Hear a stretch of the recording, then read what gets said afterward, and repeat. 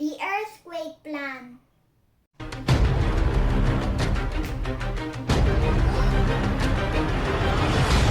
Oh no! The ground is shaking. If you're sleeping and this happens, don't panic. You may cover your head with your pillow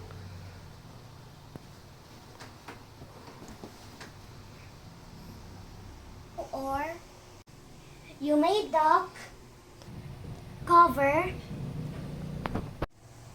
and hold.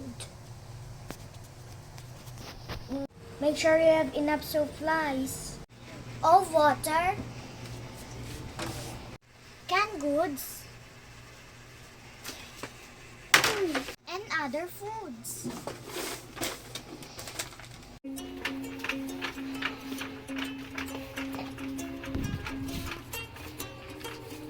Thank you for watching.